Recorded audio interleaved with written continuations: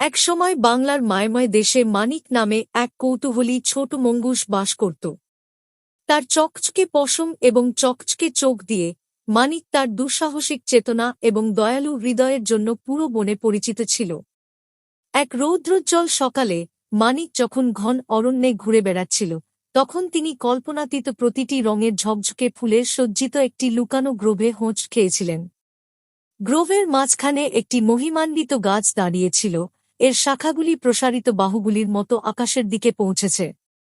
গ্রোভের সৌন্দর্যে আকৃষ্ট হয়ে মানিক গাছটির কাছে গিয়ে তার গোড়ায় পড়ে থাকা একটি রহস্যময় সোনার চাবি আবিষ্কার করেন।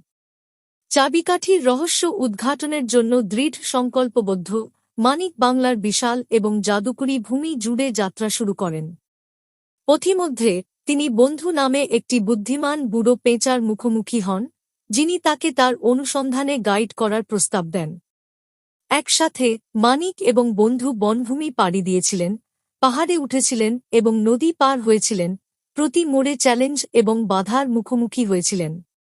কিন্তু তাদের হৃদয়ে সাহস এবং তাদের পথপ্রদর্শক হিসাবে বন্ধুত্বের সাথে তারা চাপ দিয়েছিল সোনার চাবির রহস্য উন্মোচন করার জন্য দৃঢ় প্রতিজ্ঞ। অনেক পরীক্ষা এবং ক্লেশের পরে তারা অবশেষে পৃথিবীর প্রান্তে পৌঁছেছে, যেখানে সূর্য দিগন্তের নিচে ডুবেছে এবং তারাগুলি হীরার মতো রাতের আকাশে জ্বলজ্বল করছে। সেখানে মিটমিট করে তারার ছাউনির নিচে লুকানো তারা একটি লুকানো ধন খুঁজে পেয়েছিল, একটি জাদুকরী বাঁশি যা বনের আত্মাকে ডেকে আনতে পারে এবং যারা এর মায়াবী সুর শুনেছিল তাদের জন্য আনন্দ আনতে পারে। হাতে বাঁশি নিয়ে মানিক এবং বন্ধু গর্তে ফিরে আসেন, যেখানে তারা একটি আনন্দময় সুর বাজিয়েছিল যা বনের মধ্য দিয়ে প্রতিধ্বনিত হয়েছিল, হাসি এবং গানে বাতাস ভরেছিল। এবং একটি নতুন দিনে সূর্য উদিত হওয়ার সাথে সাথে বনের প্রাণীরা তাদের প্রিয় মঙ্গুস এবং বুদ্ধিমান পুরানো পেঁচার বন্ধুত্ব এবং সাহসিকতার জন্য কৃতজ্ঞ নাচ এবং উদযাপন করেছিল।